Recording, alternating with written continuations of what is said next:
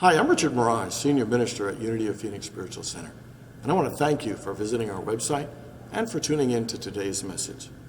If you feel inspired by today's talk, I really encourage you to make a donation by hitting that button below and making a contribution to this ministry. It'll allow us to continue these messages online and to do the great work we do here at Unity of Phoenix, which is to inspire people to live better lives. So thanks for tuning in, thanks for your support, and we hope to see you at a Sunday real soon. Morning again, everyone. And a shout out to everybody who tunes in and watches us online.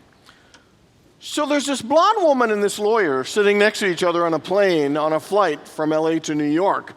And the lawyer turns to the woman and says, hey, let's play a fun game. How about if I ask you a question and you ask me a question? If one of us doesn't get it, we give the other one $5. And the woman says, I'm really tired. I just want to take a nap. And she turns her head towards the window and starts a beginner nap. And he says, no, this will be really fun. It's a long flight. You can nap afterwards. This will be fun. You ask me a question. If I don't get it, I give you $5 and vice versa. And she says, no, I really don't. She says, okay, how about this? If you ask me a question and I don't get it, I'll give you $500. But if you don't get my question, I'll just give you $5. The woman's intrigued and thought, well, why not? Let's play along. And so the lawyer asked the first question and says, so how far, what's the distance from the earth to the moon? And the woman just reached in her purse and got $5 and handed it to the guy. And the guy's thinking, this is going to be easy money. And then so the woman, the blonde woman says, so what goes uphill with 3 legs and comes downhill with 4?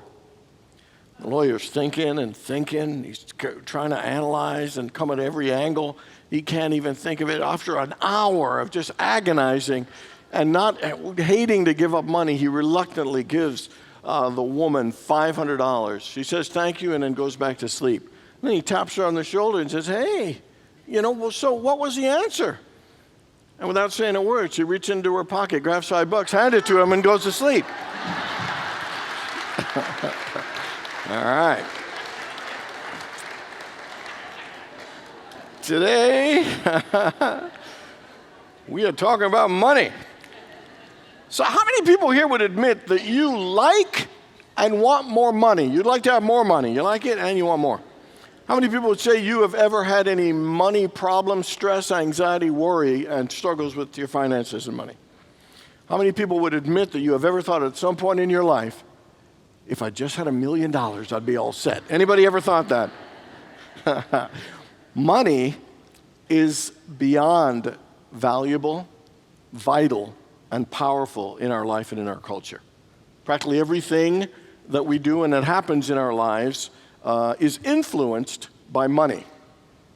From the food that we eat to the clothes that we wear, our houses, our cars. I mean, anything you can think of in life, from air conditioning, electricity, to haircuts, to going to the dentist, everything involves money. Business involves money. Sports involves money. Technology, healthcare, the arts, everything is influenced. Whether you're married or single, with kids or not, whether you're a student or whether you're a retiree, money impacts all of our lives. I want you to think about, what do you think about when you think about money? I just want you to think to yourself, what comes up to you in terms of feelings and thoughts about money, beliefs about money? And even think about, what's your relationship with money? Is it a rocky, stormy relationship? Is it a peaceful, harmonious relationship? And the reason I say this is because I believe in our culture, we send out and have a lot of mixed messages, mixed feelings, and contradictory ideas and beliefs about money. If I had to just group it in 2 things, the first one is that we have ideas that money is good. And, it is a medium of exchange. It gives us freedom. It gives us choices, the opportunity to buy things that we like and enjoy, and nicer things that we like and enjoy. And we can take that good to the extreme of even thinking, we think money is the golden ticket. Money will make my life better. I'll be all set. That money will not just make my life better, that I'll be happier. Money will make my life happier. I believe it was the great philosopher Arnold Schwarzenegger who said,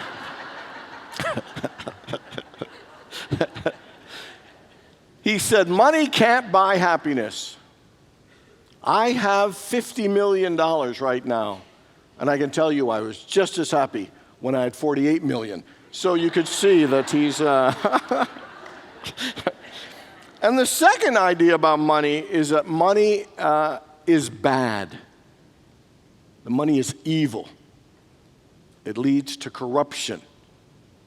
That people with money are materialistic. They're stuck up. I don't know where the phrase filthy rich came from, but there are a lot of negative things, that you're greedy, that you're selfish. This idea that you feel guilty because you have too much money is wrong. It's not spiritual to want money. And so we have all kinds of beliefs that are very, very mixed, that have an impact on the relationship, our connection, and our experience with money.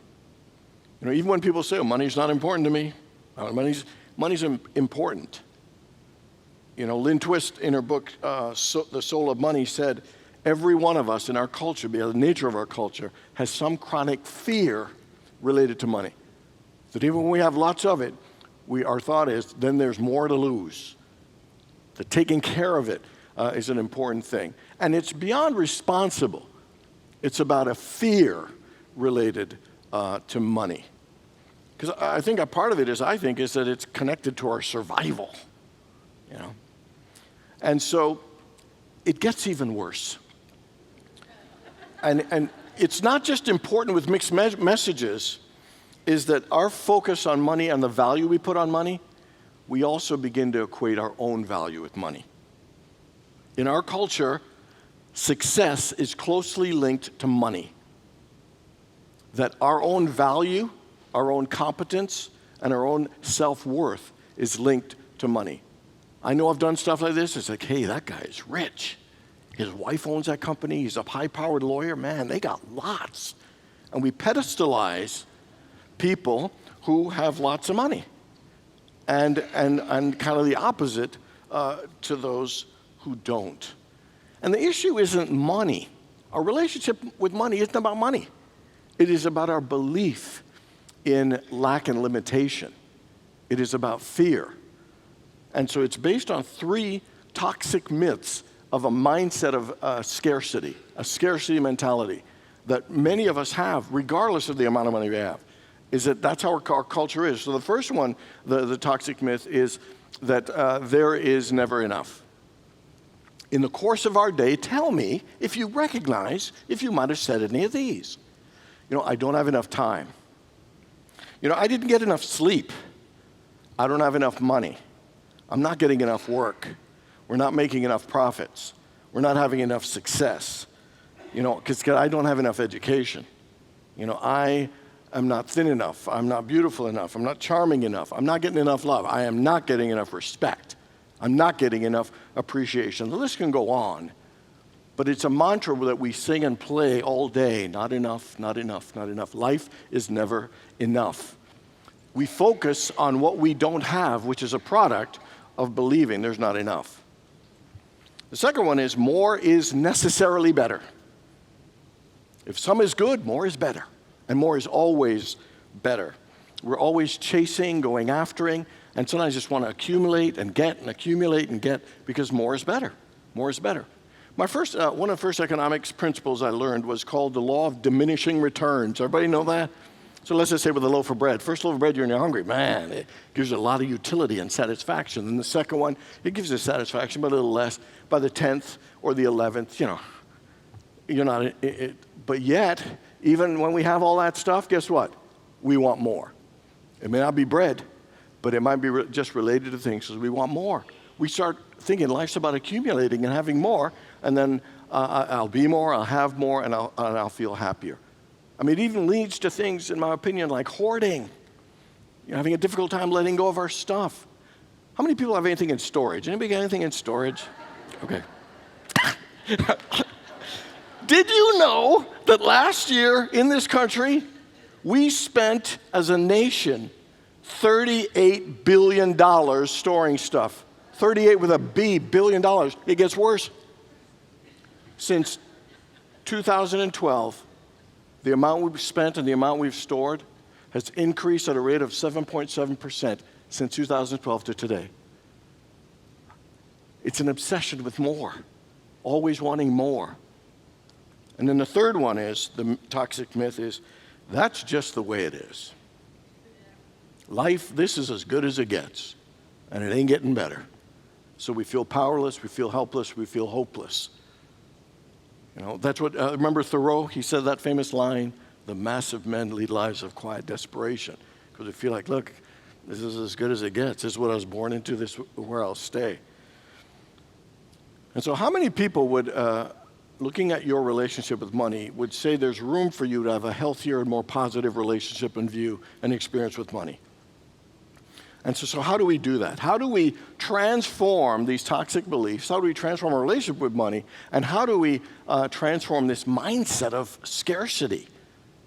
And so the way to do it, as the Apostle Paul said, is do not conform to the patterns of this world, but be transformed by the renewing of your mind.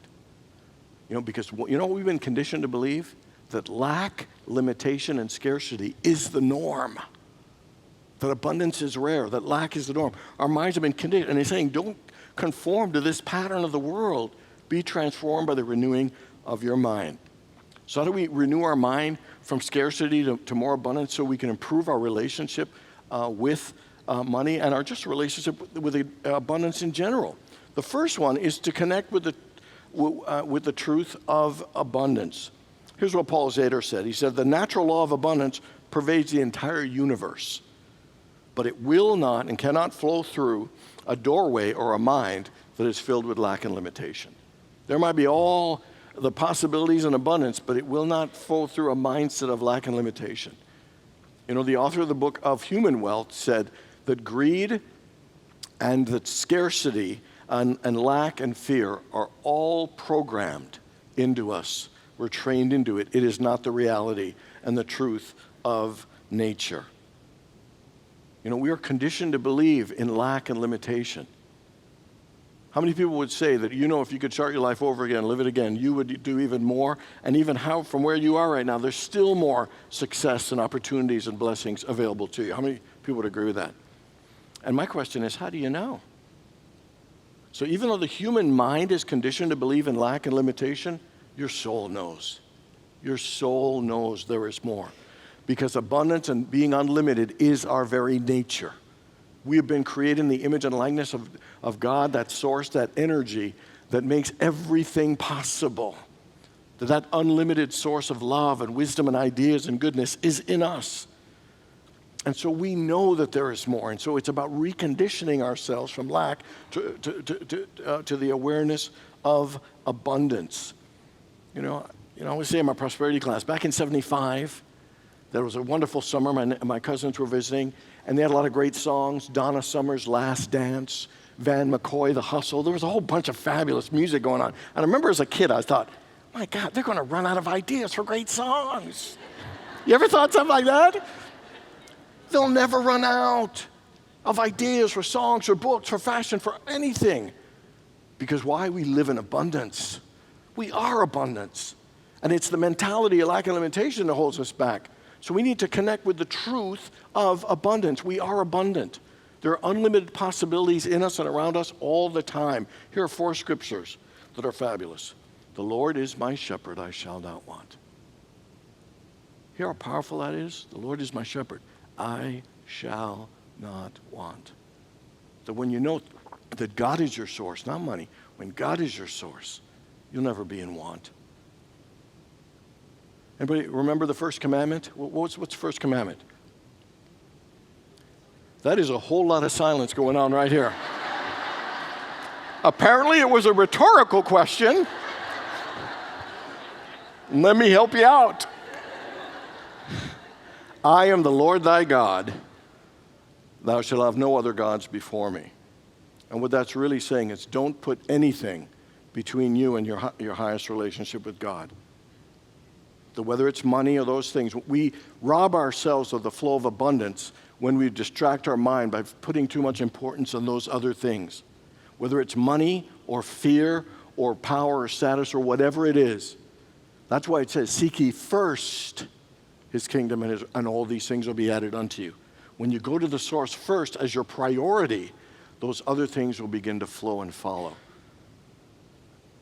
And the last one, Psalm 1, it says, "He who delights in the law of the Lord and meditates on it day and night, he shall be like a tree planted by the streams, whose roots will be nourished with water, and they will bear fruit in their season. Their leaves will never go dry, and all he does, he will prosper." And that's what it's saying. When you immerse your mind in the mind of God and let it be watered and nourished with the truth of God, which is unlimited goodness and love and abundance and wisdom, then our lives will bear fruit with effortlessness, not struggling or fighting. But you have to be connected to that very, very source. It's always available. We have to constantly connect. Jesus, always I'm amazed, Jesus didn't have a house. He didn't have a bank account. He had no job. But what did he have? An awareness he was connected to that source. Whether it was loaves and fishes, it didn't matter what it was. He knew every situation. He had all what he needed to access and to call forth. See, money is not the source. It's a channel. God is the source. And anytime we put everything above it in our focus and our attention and value, then we actually rob ourselves and diminish ourselves of the flow that we can have, when we open ourselves to God. The problem isn't a relationship with money. It's our relationship with our own spirit and soul, and are we nourishing it enough in greater ways? That's the first thing. Because when we are connected spiritually, guess what? It impacts how we view money. Money doesn't become the desperate thing that we need. It can actually just flow to us. In fact, we'll have a healthier relationship with money the more grounded we are spiritually. Anybody ever find, like, when you're grounded spiritually, you handle problems and situations easier? You ever find that? You're more grounded. Well, imagine the same thing. Grounded spiritually will affect your relationship with money more positively. It'll create more balance, more awareness, and you add more spirit into all aspects of our finances, knowing the Spirit God is first, and the rest will flow from it. But that needs to be the priority. Second thing is to celebrate the abundance that is already in your life. Sometimes we're always pursuing, I'm here to go there, and we get there and there's another here, and we're always waiting, chasing, pursuing, going after that next thing. But life is not a relentless chase and pursuit of things we don't have. It is really a celebration and enjoyment of things that we do have. And that's where we miss it a lot. We take so many things for granted. We don't use and enjoy so much of what we have because we're always trying to get more. And it's a guarantee. That's why we struggle so much. We aren't celebrating and using what we already have. Here's what Lynn Twist says. I love this line. She says, "Better doesn't come from more, but it comes from deepening and enjoying our experience of what is already there." And the fact is, there's a lot already there.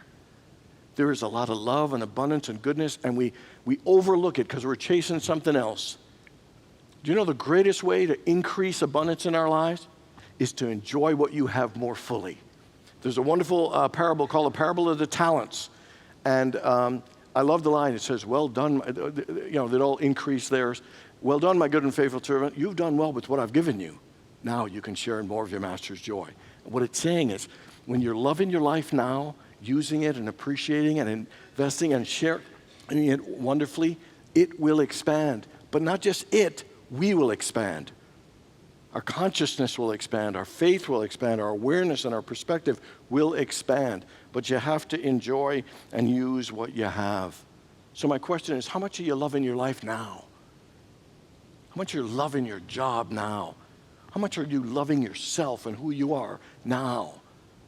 How much are you loving your family or appreciating your gifts? How much are you enjoying nature now? I could go on with lists of things to celebrate that are already here because there's lots. But at any given moment, our minds focus on what we don't have, and we miss what we do, and it robs us of the celebration of now. But guess what? When you focus on what you don't have, guess what you get more of? And that's the thing, is that, there's so much to enjoy now. Life is abundant now. And when we affirm it and celebrate it, it will increase us, and it will increase it. So this week I was so excited. I was so excited about this week for a while because I was going to go to California with Reverend Laurie. We're both on the board of the Southwest region. And my shoulders actually are feeling great. And at this conference, the hotel room and the ballroom are really far, so I was going to get lots of exercise. And so I was so jazzed about seeing, my baseline for my progress. I was hoping to walk a mile this week. And then there's demolition happening at my house right now because I'm redoing my bathroom and my master bedroom. And I was so excited to be in California for that experience. You know what I'm saying? And so I come back and be all magically perfect. And so when I got this thing on my foot, I was just a bit bummed. And then I realized I have a fabulous life. I have a fridge magnet that I've mentioned many times because I look at it many times. It says, life doesn't have to be perfect to be wonderful. So even with two things that I really wanted to happen, not happening, yeah, there's a little human disappointment, but I still got a smoking great life. I still have so many things, and just like all of us, there's so much to celebrate and enjoy. Don't let one or two things not going perfectly or because you don't have this or that yet stop from celebrating and enjoying now. This making sense, everybody? So how can you give yourself permission to love and enjoy your life more? Because I guarantee that's the key to experience abundance now, but also to expand it and us in greater ways. And the last thing I want to talk about is about sharing your abundance, because sharing your abundance increases abundance for all of us. Buckminster Fuller said this: "This is a world that can work for everyone with no one and nothing left out. We have the power to create a you and me world rather than a you or me, or I'd say a you versus me world." But this is a mindset and a consciousness that is inclusive, that is thinking win-win and how to help and support one another. You know what's interesting? Before money, cultures and societies worked. People were fed. They had shelter. They built homes. They had communities, and things worked well without money. And you know why? Reciprocity was a social currency. This belief and commitment that we're here for each other, that helping each other helps all of us and makes life a better and more wonderful place, even without money. That is a powerful and important thing, and it is a powerful and important principle to share our abundance because it will circulate and increase that good for us and for others. Zig Ziglar. Anybody remember Zig Ziglar? All right. We are getting up there in age if we're remembering that. Okay. My hand was up too. But I heard Zig speak about 30 years ago. One line he said, I'll never forget.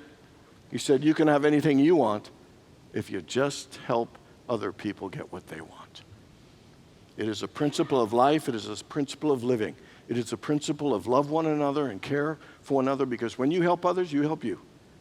When you encourage others and support each other and believe in others, you believe in you and support and help you. And that is the world that we're meant to live. When we share and help one another, it's a powerful thing. One of the things is 2 years ago when I did the renovation of my kitchen, which you've heard way too many times, but I'm still happy about it, is that I had two individuals helping me, and one of them's in the room, and I'll tell you, the whole experience of sharing and our organizational skills and our ideas and all of us collaborating together, it isn't just because there's a nice counter in that room that really feels so good, is the experience we shared together that made magic. When I'm there and I'm smiling about the energy and the memories and all that we shared and took and ideas and the collaboration that went into it. And I was so blessed, and I'm blessed because they're back again doing it, and it's going great. Pick and tile and all these things, it's fun. And that's how fun life can be. Doing it ourselves is one thing, but doing it together and sharing and helping one another, it's an amazing experience. Everybody remember when I shared about the little power struggle I had with that squirrel in my backyard? Anybody? Him running around like he owns the place, thinking he's the king of the domain. I pay the mortgage here, man. It's mine. And so we had a little thing. I got a little tense. And so I just want you to know I've done some good forgiveness work on that. But what I've been noticing over the last month is a young little one running around. I think it's his son. And but the thing about it, the little guy's a speed demon running along the wall, dashing, and he'll run down the wall, run around a bush and then along the wall again. And I'll tell you, over the last little month, I look at the little guy. He's so cute and he moves so fast. He just makes me smile. And so now, remember I was like a grumpy old man looking out where that all. Now I'm like, where is he? Where's my little guy? If I don't see him for a day, I get a little worried. So last Thursday, I'm out on the patio, and I'm looking out, and he runs across the wall fast and comes down, runs down the wall, and he goes right next to a little rock that's near the shed. And then I think I move, and he runs, but he runs back on the wall, and then he comes down around again and back to the same spot, knowing that I was there. And I swear, we had a moment. And I'll tell you, my heart opened so wide. I wanted him to be a part of this experience. I mean, I thought to myself, mi casa, su casa. I just love this guy.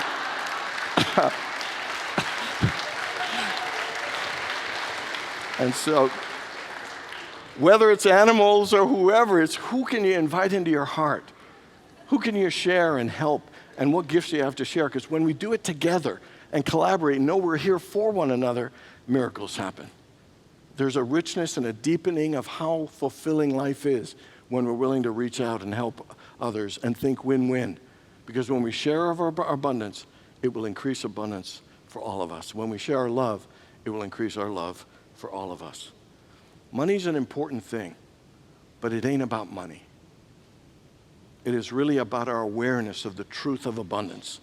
It is awareness that our source is spiritual, and that when we put the source and God first, everything else will follow. It is about celebrating and enjoying what you have right now, today. Not chasing that stuff, and nothing wrong with going after stuff, but celebrate and enjoy what you have today, and then share with everyone. Open your heart and know that we can create a world that works for all of us, and that the most important thing we can do is to bring our spirit and our soul into all aspects of our money. God bless you all.